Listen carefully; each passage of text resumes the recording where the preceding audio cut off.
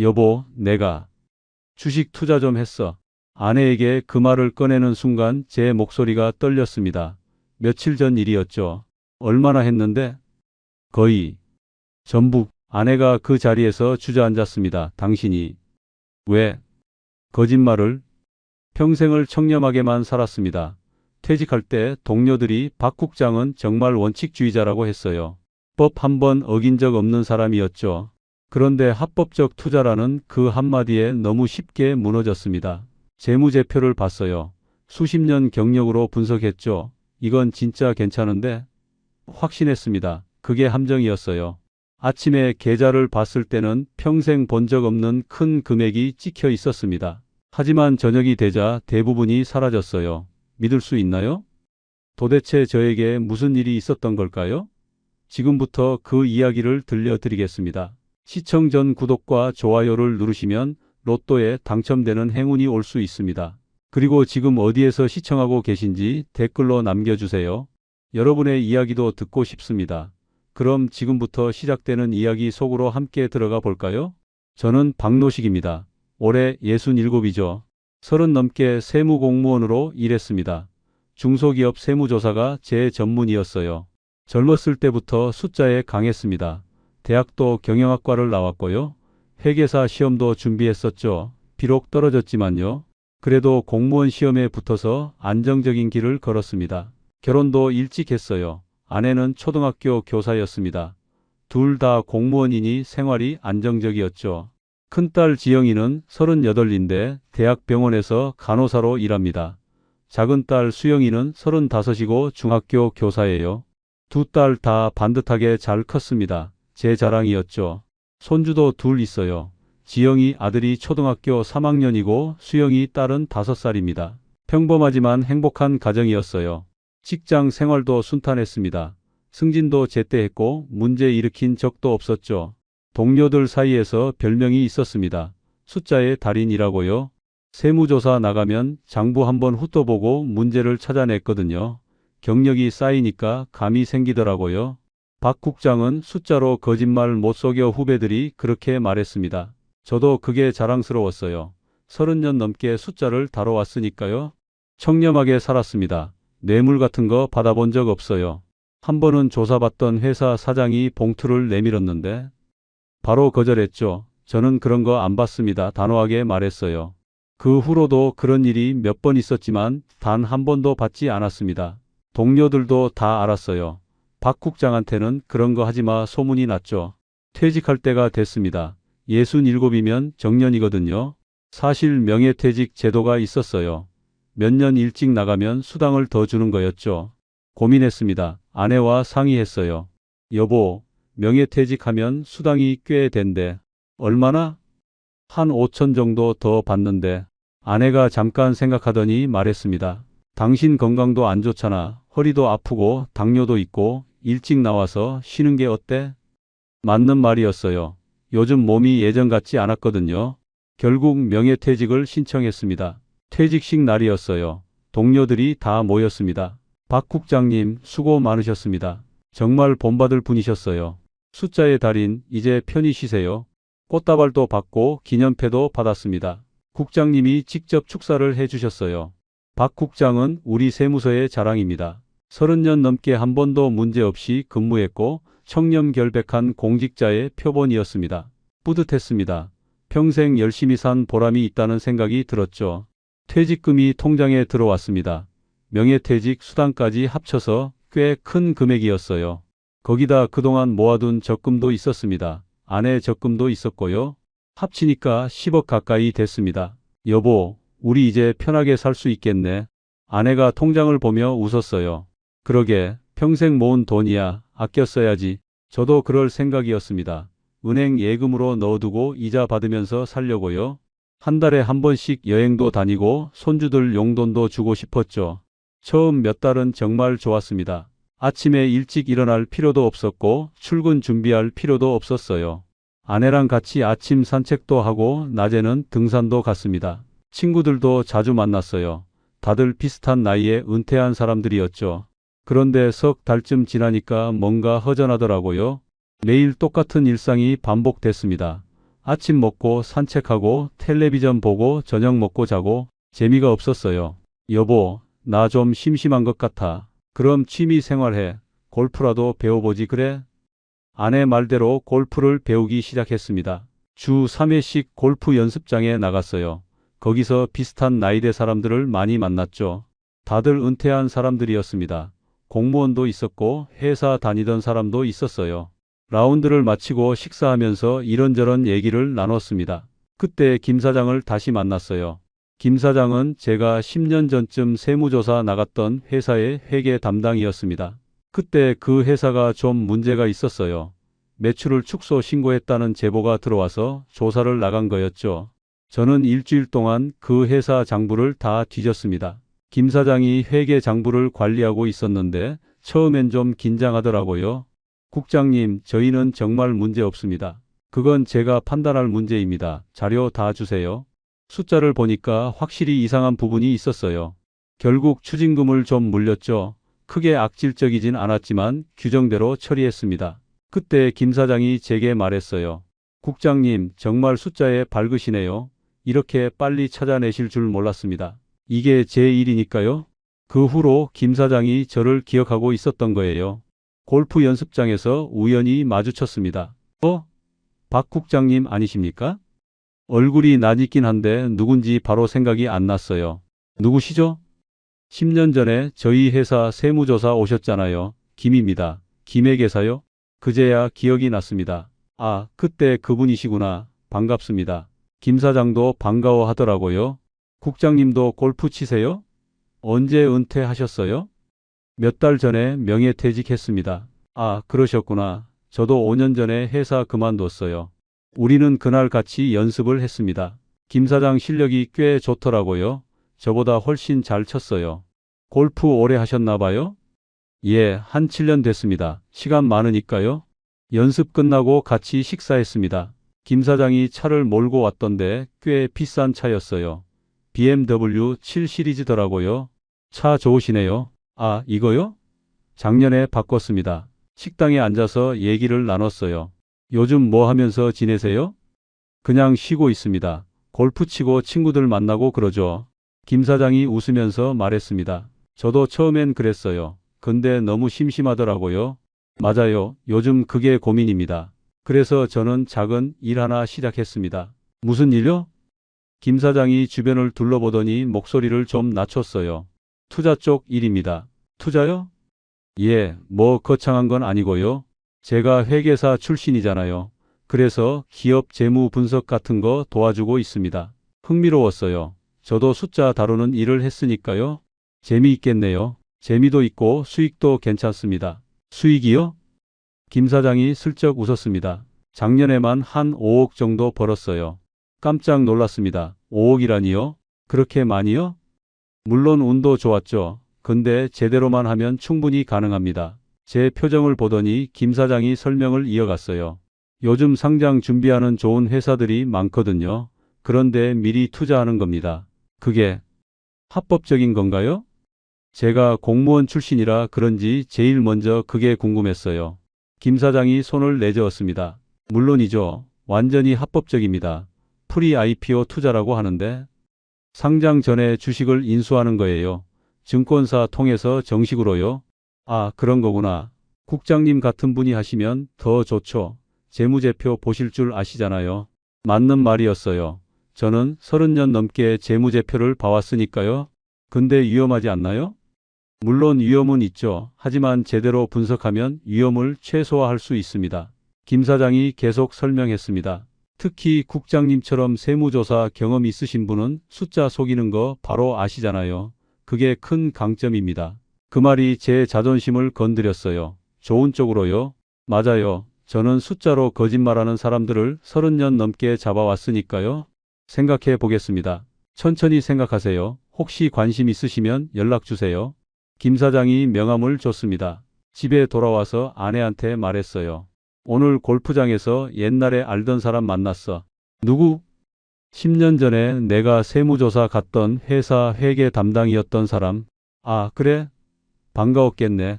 응, 근데 그 사람이 요즘 투자로 돈을 꽤 번대. 아내 표정이 바뀌었습니다. 투자? 주식 같은 거? 응, 상장 전 회사 주식을 사는 거래. 그런 거 위험하지 않아?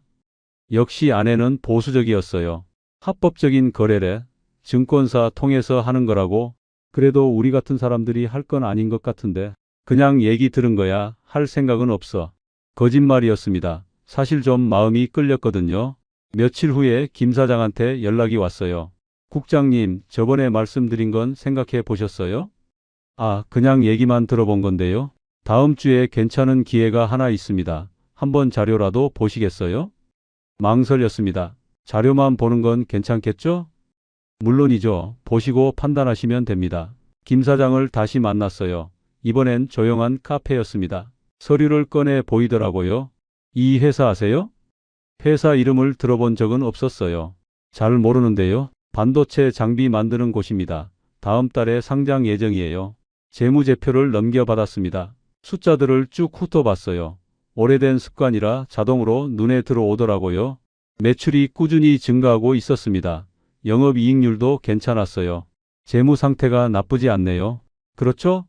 제가 봐도 좋은 회사입니다. 부채 비율도 확인했습니다. 높지 않았어요. 이 정도면 건전한 편인데요. 김 사장이 고개를 끄덕였습니다. 역시 국장님은 다르시네요. 바로 핵심을 보시는군요.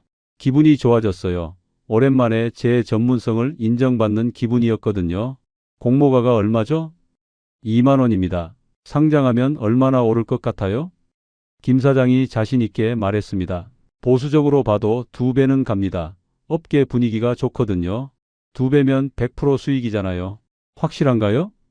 100% 확실한 건 없죠. 하지만 이 정도 재무제표면 충분히 가능합니다. 집에 돌아와서 혼자 고민했습니다. 재무제표를 다시 떠올려 봤어요. 분명 괜찮은 회사였습니다. 제가 30년 넘게 본 눈인데 틀릴 리 없다고 생각했죠. 며칠 동안 인터넷도 찾아봤습니다. 공모주 투자 성공 사례들이 정말 많더라고요. 상장 첫날 2배, 3배 오른 경우가 수두룩했어요. 특히 기술주는 더 그렇다고 했습니다. 마음이 기울었습니다. 하지만 아내한테 말하면 절대 반대할 게 뻔했어요. 혼자 결정하기로 했습니다. 30년 넘게 숫자를 다룬 제 판단을 믿기로 한 거죠.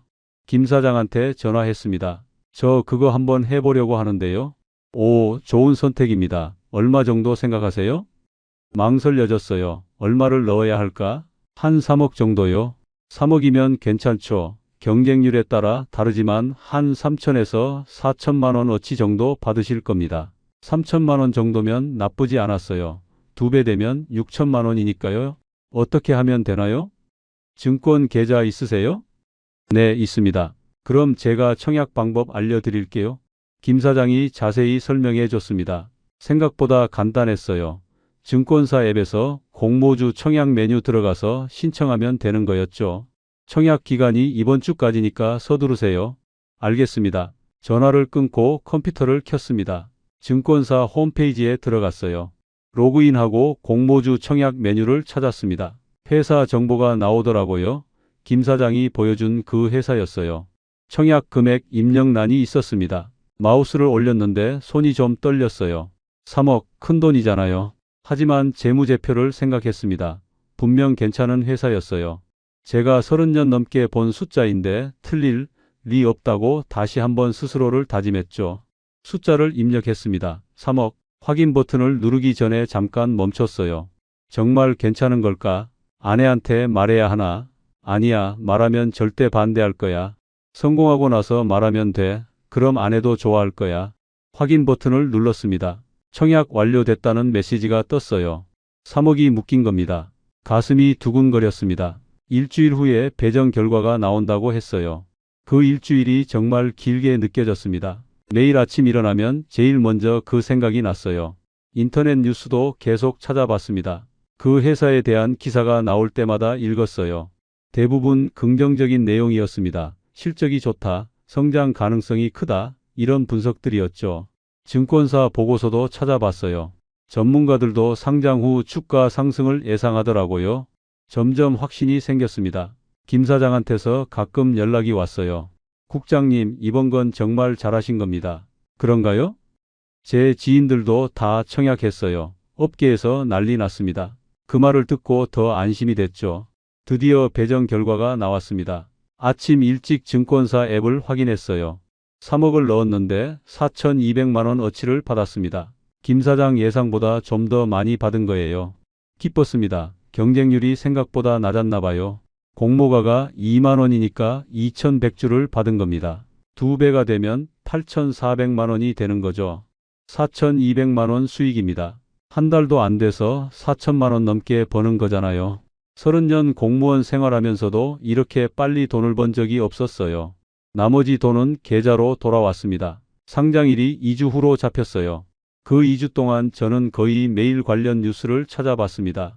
회사 실적, 업계 전망, 증권사 분석 보고서 다 읽었어요. 읽으면 읽을수록 확신이 들었습니다. 이건 진짜 잘 될 거라고요. 골프장에서 김 사장을 또 만났어요. 국장님, 배정 받으셨죠? 네, 4천만 원 정도 받았습니다. 오, 저보다 많이 받으셨네요. 저는 3천 정도 받았어요. 상장하면 정말 오를까요? 김 사장이 자신 있게 대답했습니다. 제 경험상 이 정도 회사면 무조건 오릅니다. 걱정 마세요. 얼마나 오를 것 같아요? 보수적으로 봐도 2배는 가요? 잘 되면 2배 반까지도 갑니다. 2배 반이면 1억이 넘는 거잖아요. 상상만 해도 기분이 좋았습니다. 집에 돌아와서도 계속 그 생각만 했어요. 아내가 물었습니다. 요즘 무슨 생각 그렇게 해? 표정이 밝아졌네. 아, 그냥 기분이 좋아서. 무슨 좋은 일 있어? 아니, 그냥 거짓말하는 게 좀 찝찝했지만 어쩔 수 없었어요. 성공하고 나서 말하면 아내도 이해할 거라고 생각했죠. 상장 며칠 전이었습니다. 김 사장한테서 전화가 왔어요. 국장님, 다음 달에 또 좋은 건이 있습니다. 또요?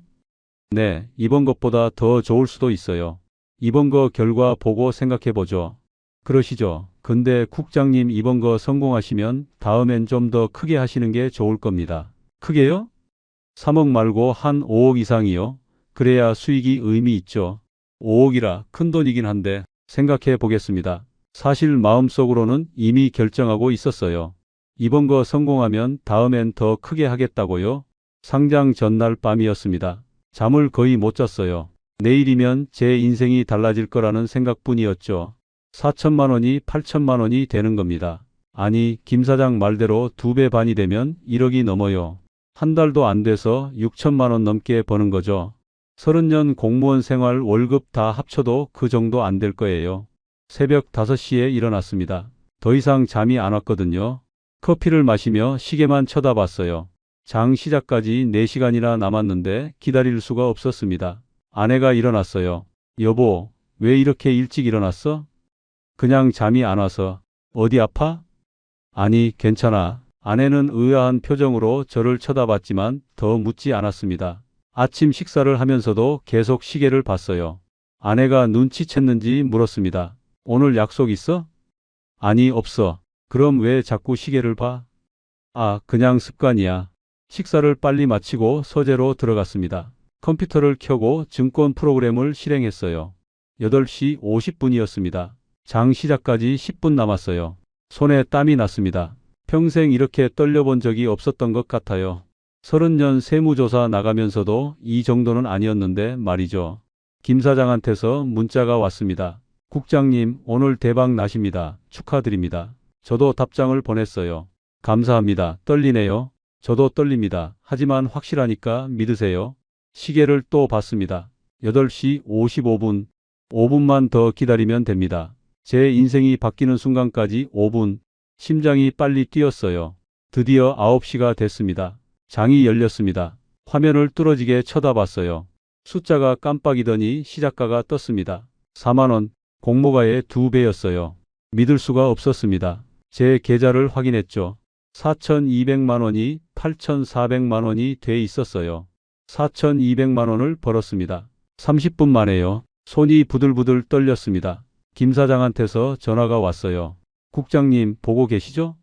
대박입니다. 정말 믿기지 않네요. 제가 뭐라고 했습니까? 확실하다고 했죠? 목소리가 흥분으로 떨렸어요. 지금 파는 게 좋을까요? 아직 이릅니다. 조금 더 기다리세요. 더 오를 겁니다. 전화를 끊고 다시 화면을 봤습니다. 주가가 계속 올랐어요. 42,000, 45,000, 48,000. 멈출 줄을 몰랐습니다. 10시쯤 됐을까요? 5만 원을 돌파했어요. 제 계좌는 1억 500만 원이 됐습니다. 6천만 원 넘게 번 거죠. 2시간 만에요. 30년 공무원 생활 월급을 다 합쳐도 이 정도는 안 될 겁니다. 현실감이 없었어요. 이게 정말 제 계좌가 맞나 싶었죠. 새로 고침을 계속 눌러봤습니다. 숫자가 그대로였어요. 정말이었습니다. 골프장에서 만났던 사람들한테 문자가 왔어요. 대박이네요. 저도 샀는데 떡상입니다. 부럽습니다. 제가 산 걸 아는 사람들이 축하 문자를 보냈죠. 기분이 정말 좋았습니다. 오랜만에 느껴보는 성취감이었어요. 역시 제 판단이 맞았다는 확신이 들었죠. 30년 넘게 숫자를 본 눈이 틀릴 리 없었어요. 11시가 넘어가면서 주가가 좀 안정됐습니다. 5만 원에서 5만 2천 원 사이를 오갔어요. 팔까 말까 고민했습니다. 6천만 원도 큰 돈인데. 하지만 김 사장 말이 떠올랐어요. 더 오를 겁니다. 조금만 더 기다려 보자고 생각했죠. 점심때가 됐습니다. 아내가 밥 먹으라고 불렀어요. 밥 먹어. 뭐 그렇게 집중해서 봐? 응, 곧 갈게. 식으면 어떡해. 지금 와. 어쩔 수 없이 식탁으로 갔습니다. 밥을 먹으면서도 계속 핸드폰을 봤어요. 밥 먹을 때 핸드폰 보지 마. 아내가 타박했지만 눈을 뗄 수가 없었죠. 주가는 여전히 5만 원대였습니다. 밥을 빨리 먹고 다시 컴퓨터 앞으로 갔어요.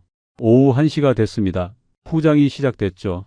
주가가 조금 올랐어요. 5만 3천, 5만 5천. 제 계좌가 1억 1천만 원을 넘었습니다. 7천만 원 가까이 번 거예요. 이 정도면 충분하지 않나 싶었습니다. 매도 버튼에 손을 올렸어요. 그런데 망설여졌습니다. 혹시 더 오르면 어떡하죠? 김 사장 말대로 2배 반까지 가면 억 단위로 버는 건데 지금 팔고 나서 더 오르면 정말 후회할 것 같았어요. 조금만 더 기다리기로 했습니다. 하지만 오후 2시쯤부터 이상했어요. 주가가 더 이상 오르지 않았습니다. 5만 5천 원에서 행보하더니 조금씩 떨어지기 시작했어요. 5만 3천, 5만 원, 4만 8천.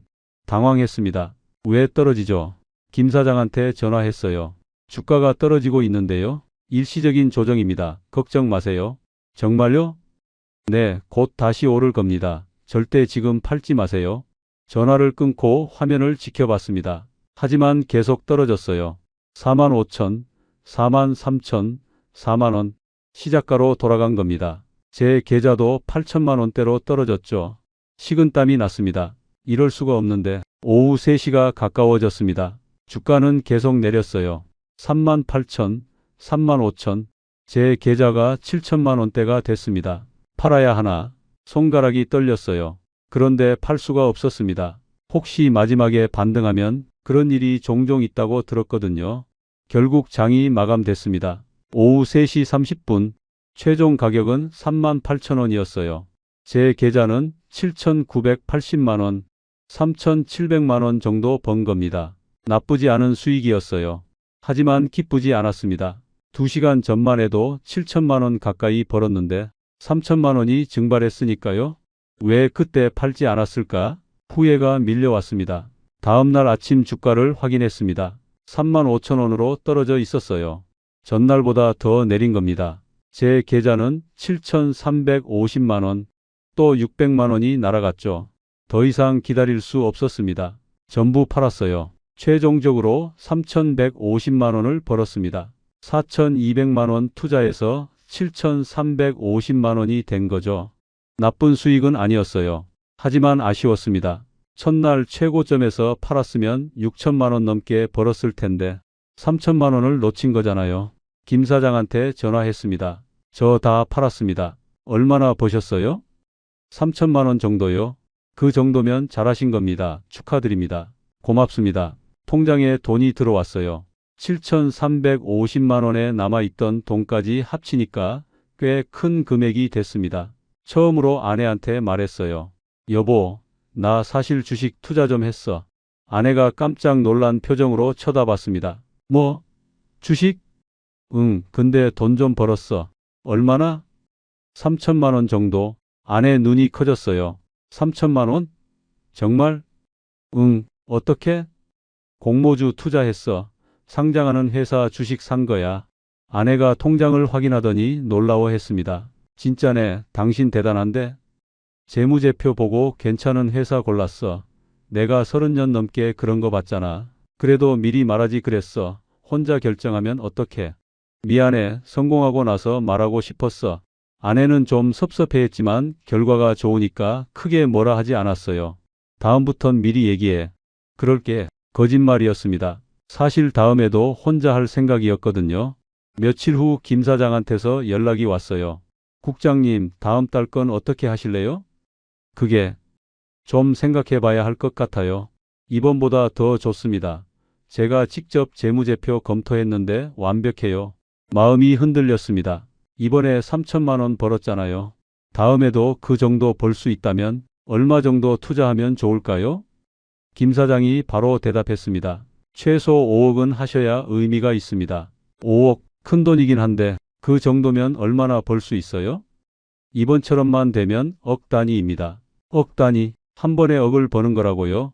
생각해 보겠습니다. 서두르세요. 좋은 건 금방 마감됩니다. 전화를 끊고 고민했습니다. 정말 5억을 투자해야 하나? 하지만 이번에 성공했잖아요. 제 판단이 맞았다는 게 증명됐죠. 머릿속으로 계산했습니다. 5억 투자하면 배정을 한 6천만 원 정도 받을 거예요. 2배가 되면 1억 2천만 원, 6천만 원 버는 겁니다.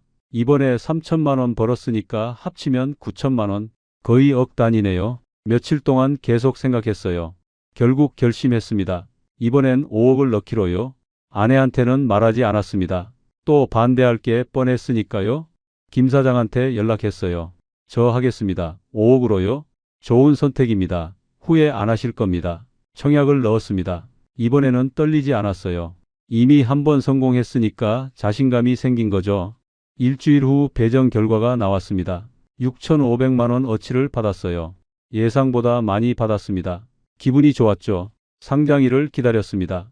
이번에는 욕심 부리지 말아야겠다고 생각했어요. 2배만 되면 바로 팔겠다고 마음먹었죠. 드디어 상장일이 왔습니다. 아침 9시 장이 열렸어요. 시작가를 확인했습니다. 공모가의 1.5배. 생각보다 낮았어요. 당황했지만 곧 오르겠지 싶었습니다. 하지만 주가가 거의 움직이지 않았어요. 1.5배에서 1.6배 사이를 왔다 갔다 했죠. 점심때가 됐는데도 마찬가지였습니다. 김 사장한테 전화했어요. 왜 안 오르죠? 저도 이상합니다. 오후에는 오를 겁니다. 하지만 오후에도 비슷했어요. 결국 1.7배 정도에서 마감됐습니다. 6,500만 원이 1억 1천만 원 정도 됐죠. 4,500만 원 벌었습니다. 나쁘지 않은 수익이에요. 하지만 실망스러웠습니다. 억 단위를 벌 거라고 기대했는데 며칠 더 지켜봤지만 주가는 오르지 않았어요. 결국 팔았습니다. 총 7,500만 원 정도 벌었죠. 이번 거랑 저번 거 합쳐서요. 큰 돈이긴 한데 왠지 모르게 아쉬웠습니다. 더 벌 수 있을 것 같았는데 김 사장이 또 연락했어요. 국장님, 다음 건이 진짜입니다. 또요? 이번엔 제가 전 재산 걸 겁니다. 그만큼 확실합니다. 망설여졌습니다. 그런데 이상하게 마음이 끌렸어요. 7,500만 원 벌었는데 한 번 더 하면 억 넘게 벌 수 있을 것 같았거든요. 생각해 볼게요. 이번 기회 놓치시면 후회하십니다. 전화를 끊고 고민했습니다. 정말 한 번 더 해야 하나? 그런데 멈출 수가 없었어요. 이미 맛을 본 거죠. 한 번 더, 딱 한 번만 더. 그 생각뿐이었습니다. 김 사장을 다시 만났습니다. 이번에는 그가 정말 심각한 표정이었어요. 국장님, 이번 거는 제 인생을 걸겠습니다. 그 정도입니까? 네, 저는 집 담보 대출까지 받아서 10억 넣을 겁니다. 10억이요? 집까지 담보로 잡는다고요? 그렇게까지 하실 정도예요? 이 회사 아시면 놀라실 겁니다. 서류를 보여줬어요. 바이오 제약 회사였습니다. 재무제표를 살펴봤어요. 매출은 좀 적었지만 연구개발비 투자가 엄청났습니다. 아직 적자네요? 그게 포인트입니다. 상장하면서 흑자 전환 예정이에요. 확실합니까? 업계 사람들이 난리입니다. 다들 최대한 투자하고 있어요. 망설여졌습니다. 바이오 회사는 좀 위험하지 않나요? 국장님, 솔직히 말씀드리겠습니다. 김 사장이 목소리를 낮췄어요. 이번 기회는 평생 다시 안 옵니다. 저도 그래서 전 재산 거는 겁니다. 얼마나 오를 것 같습니까? 최소 3배, 잘 되면 5배까지 갑니다. 5배요. 10억 넣으면 50억이 된다는 얘기잖아요. 많이 투자하실수록 좋습니다. 이번엔 경쟁률이 낮을 겁니다. 집에 돌아와서 계산해 봤습니다. 지금 통장에 7,500만 원이 있고요. 원래 있던 돈까지 합치면 열억이 넘습니다. 전부 넣으면 3배만 돼도 30억이 넘는 거예요.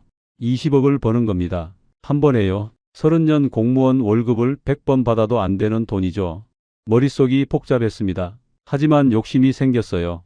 이미 2번 성공했잖아요. 제 판단이 틀리지 않았다는 게 증명됐죠. 이번에도 할 수 있을 거예요. 며칠 밤을 고민했습니다. 결국 결심했어요. 전부 넣기로요. 아내한테 절대 들키면 안 됩니다. 몰래 청약을 넣었어요. 열억 전부를요. 손이 떨렸습니다. 평생 모은 돈 전부잖아요. 하지만 확인 버튼을 눌렀습니다. 김 사장 말대로 확실하니까요. 일주일 후 배정 결과가 나왔어요. 1억 2천만 원 어치를 받았습니다. 예상보다 훨씬 많이 받았어요. 경쟁률이 정말 낮았나 봅니다. 기대감이 부풀었죠. 3배면 3억 6천, 5배면 6억입니다. 상상만 해도 가슴이 뛰었어요. 상장일이 다가왔습니다. 전날 밤 거의 잠을 못 잤어요. 내일이면 인생이 바뀐다는 생각뿐이었죠. 새벽부터 일어나서 컴퓨터 앞에 앉았습니다. 아내가 이상하게 쳐다봤지만 신경 쓰지 않았어요. 드디어 9시 장이 열렸습니다. 시작가를 확인했어요. 공모가의 2.3배. 생각보다 낮았습니다. 당황했지만 곧 오르겠지 싶었죠. 제 계좌는 2억 7,600만 원, 1억 5천만 원 정도 벌었어요. 나쁘지 않은데, 하지만 3배는 가야 하는 거 아닙니까? 김 사장한테 전화했습니다. 시작가가 낮은데요. 저도 봤습니다. 곧 오를 겁니다. 확실해요? 네, 오전 중에 3배 갑니다. 전화를 끊고 기다렸어요. 하지만 주가가 오르지 않았습니다. 오히려 조금씩 떨어졌어요.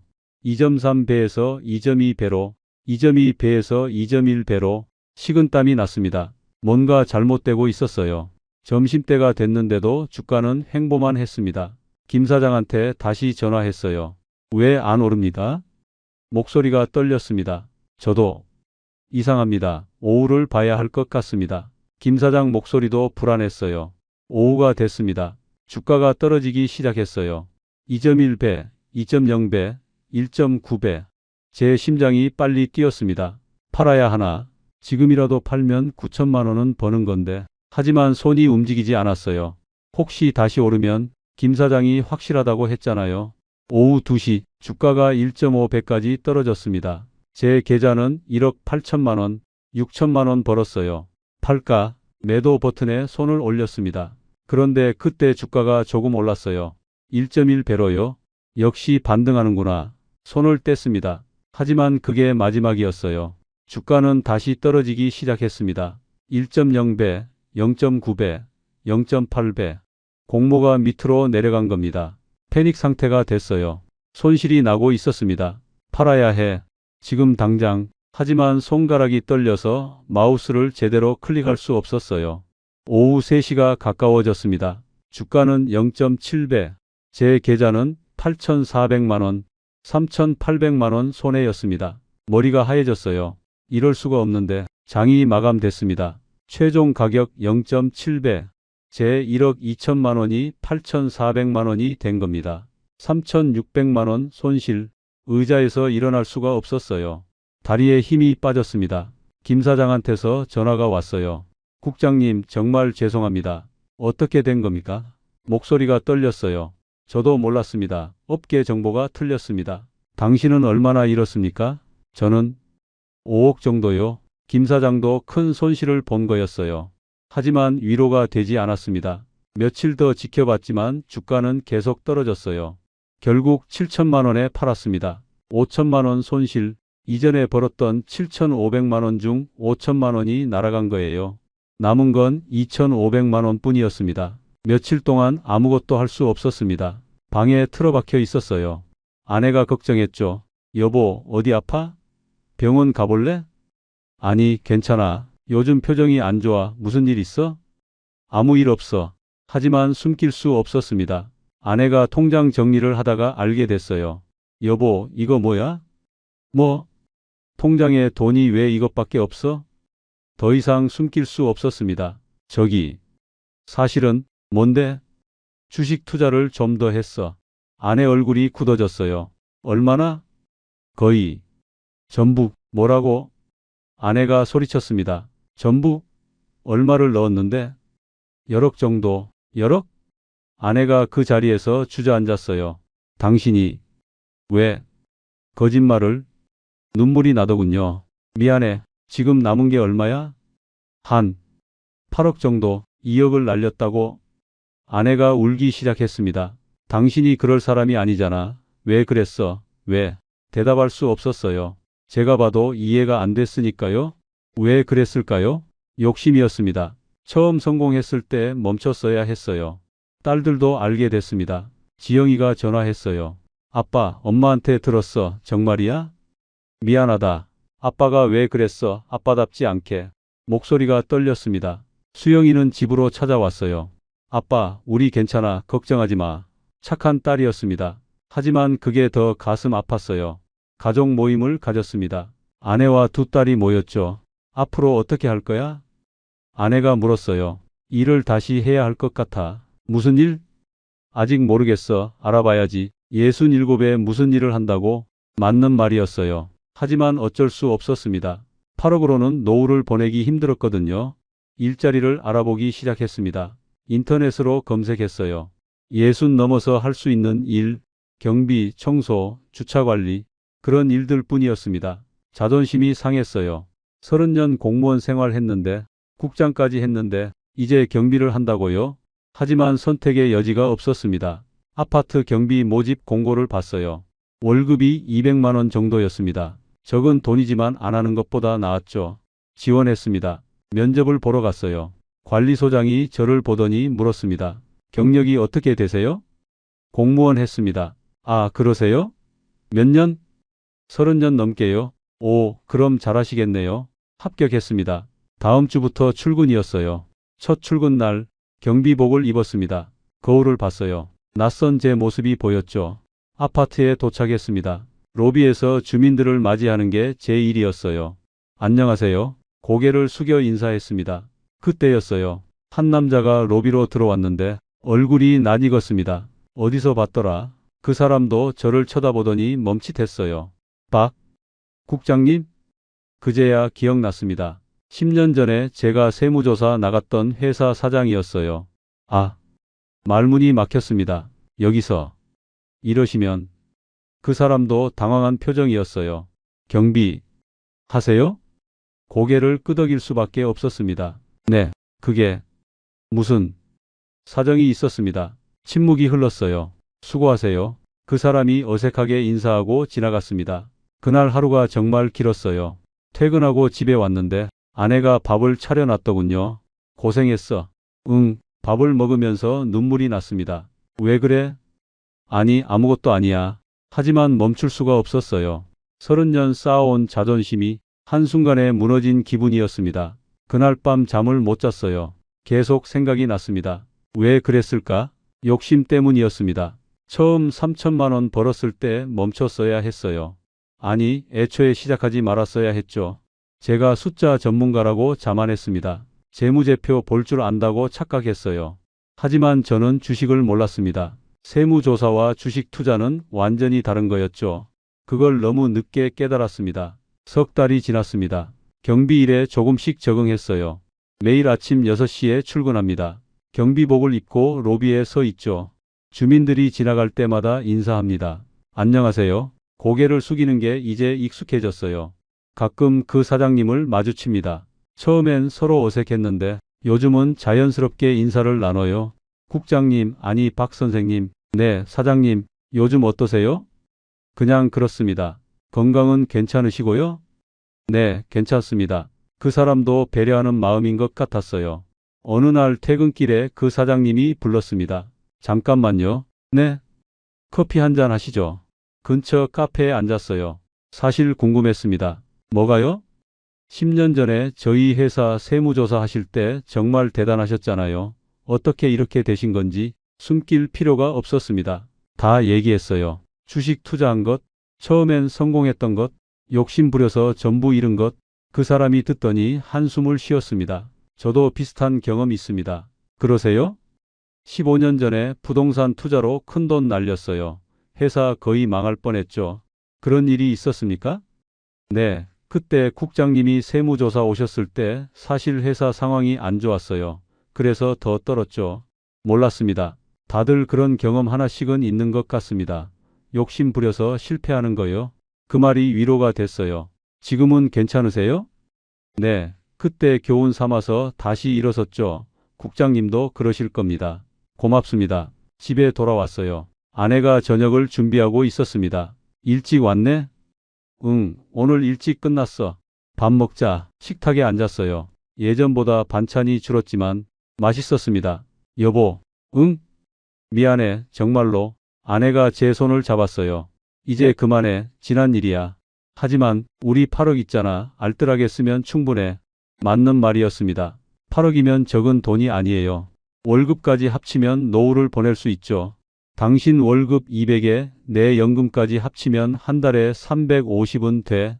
충분히 살 수 있어. 그래도 예전처럼 여유롭지는 못할 텐데. 여유는 무슨, 우리 원래 검소하게 살았잖아. 아내는 여전히 저를 믿어주고 있었습니다. 며칠 후 지영이가 손주를 데리고 왔어요. 할아버지, 그래, 우리 준호. 할아버지 용돈 주세요. 예전 같으면 바로 10,000원짜리 몇 장 줬을 텐데. 지갑을 열었습니다. 1,000원짜리 몇 장이 전부였어요. 할아버지가 지금 돈이 없구나. 괜찮아요, 아빠. 지영이가 말했습니다. 준호야, 할아버지한테 용돈 달라고 하면 안 돼. 네. 가슴이 아팠습니다. 손주한테 용돈도 못 주는 할아버지라니. 하지만 이게 제가 선택한 결과였어요. 받아들여야 했습니다. 어느 날 경비실에서 쉬고 있는데 김 사장한테서 전화가 왔습니다. 몇 달 만이었어요. 국장님, 저 김입니다. 아, 네. 그동안 연락 못 드려서 죄송합니다. 괜찮습니다.